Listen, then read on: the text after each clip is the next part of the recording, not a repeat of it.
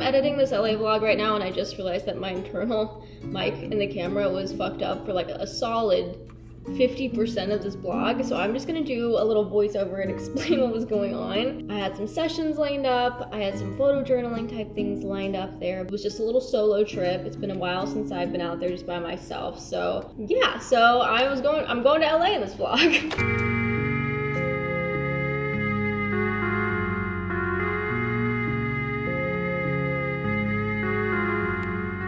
In this scene here, I'm pretty much just saying how exhausted I was because I flew with Spirit because I don't like paying for anything, and my flight was only like $150. The con was I had to wake up at 4 a.m. so I was really tired, and I had a meeting with one of my team members, and then I was gonna go drive to Silver Lake after this to meet with the guy that originally actually brought me to LA, and I hadn't seen him since I moved. So see him in Silver Lake in a little bit, and I gotta look not like this.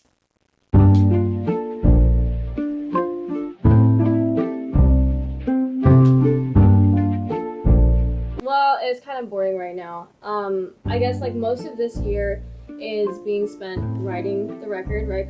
I'm hoping that we would just do like the live show. That's kind of been my plan for this year. I know it's really low key. Took some inspo from that, and then when I went to Iceland last month, I photographed a comedian there that was just hanging out in his house. But he's got like 1.5 million followers on Instagram. He's like, okay, which is huge for Iceland. There's like nobody there. Yes. Cool. That's amazing. So now that it's rush hour, I'm gonna drive all the way from Santa Monica to Silver Lake, which is great. But I got this cool Toyota Camry, guys. It's kind of snazzy. Kind of nice. All right. Holy cow, what's it been? 8 years. 8 years, you counted? Meeting went great. Traffic was terrible because I left at the worst hour, of course. I'm gonna go to Vaughn's and get some essentials, some food essentials. I also realized I left my film camera in the car, and I really wanted that. So I'm looking at Amazon right now to see if I can get something delivered by like tomorrow night, or if Sammy's camera has anything. I don't know about you guys, but I like Amazon rental, you know?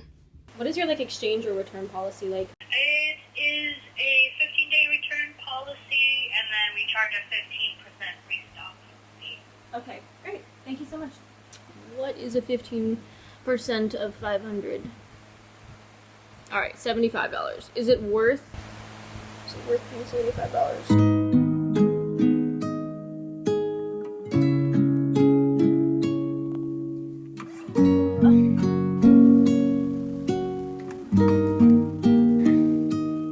Tomorrow I'm gonna go to Ojai. Still figuring out this camera situation. Film is just hard because you can't go through security with film without it risking the chance of it being overexposed. Technically, it's not supposed to overexpose the film, but like, I don't know if I trust it, you know? And you can ask for a hand inspection, but who's doing that during security? Like, I guess if I really wanted to, I could, but by right now, I'm gonna take a second shower.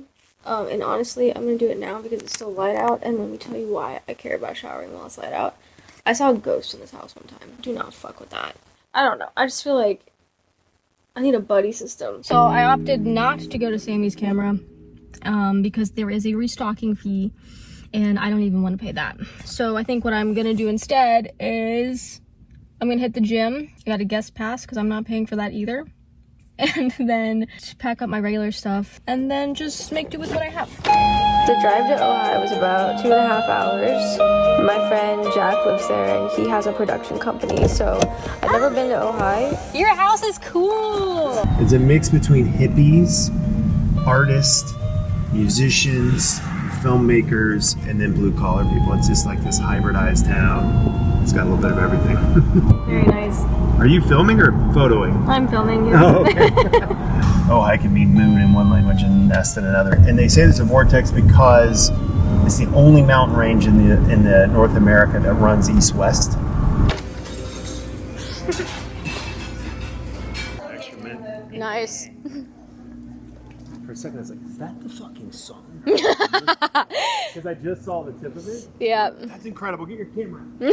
Yeah, I used to do Meals on Wheels. I would drive out to elderly people that can't get meals. And we were just hanging out, watching some of his short films and trailers for some of his documentaries he's done. First of all, obviously, your memory starts to go. That's a given, and nothing you can really do about that. In the early 90s, all the grunge bands, they were really the most iconic bands ever. And then we kind of just went and like ran around in the dark at this park, which was kind of a total vibe. I'm ruining it. It's bright. I wonder what it would look like without the... I can see your silhouette, yeah. So we'll get a little... Here you are. Yep, your head's right in the middle of it. Fantastic. Incredible.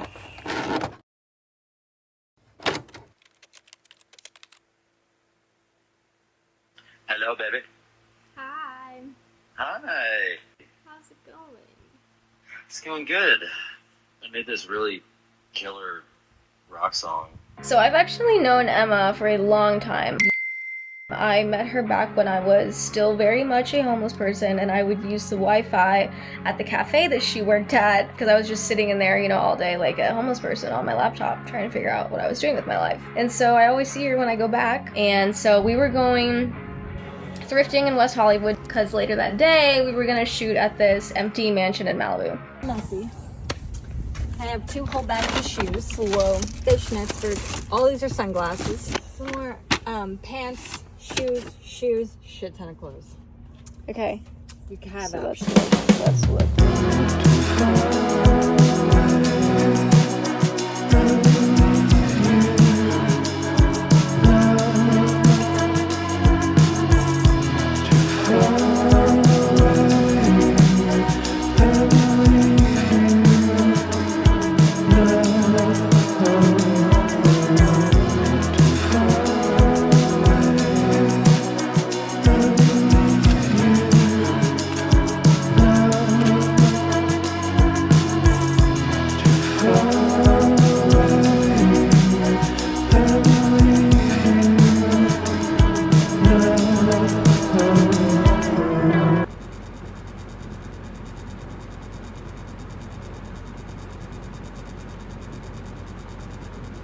What a vibe.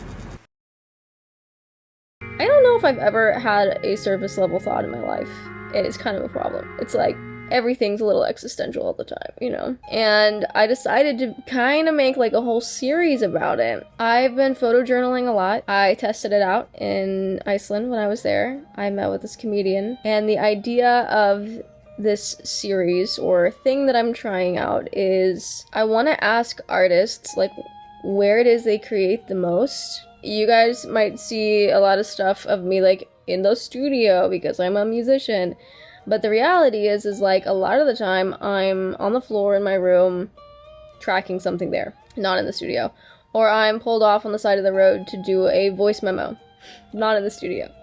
And it's like, I think we see a lot of these really glamorous angles of what certain people's processes look like, but I kind of wanted to take like an intimate look on like what that really is. I'm not asking people specific questions about their artist journey. I'm asking them questions like, hey, what's your favorite thing about yourself?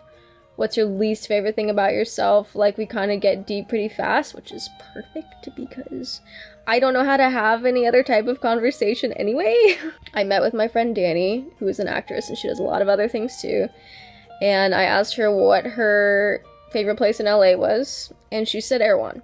If you know what Erewhon is, it's a very expensive, bougie, highly aesthetic grocery store. And that's where she wanted to go. So I was like, all right, we'll go to Erewhon. So we kind of went there, walked around the area, and I asked her a couple questions, took a bunch of pictures. And this is a little sample of what that looks like.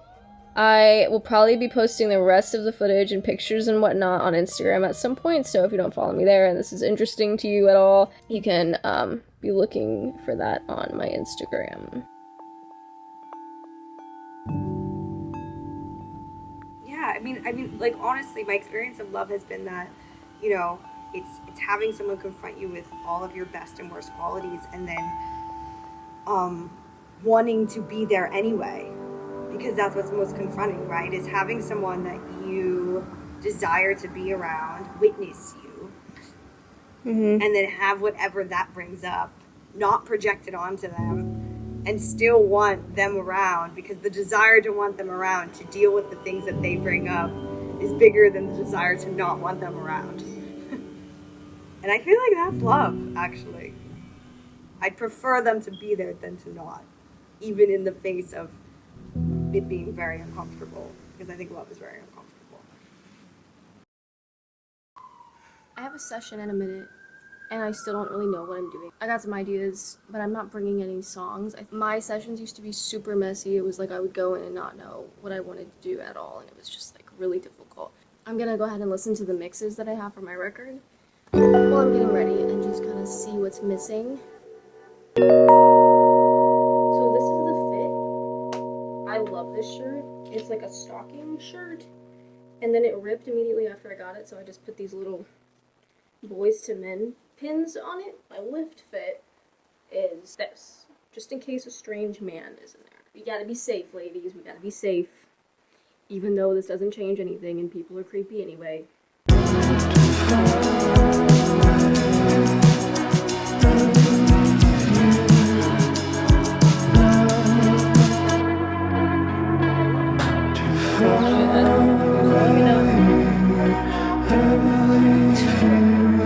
I'm the queen of a custom-built tripod. Custom built. Yes. Made from some shit you found? Yeah. Toilet paper rolls, books. I've never done with it.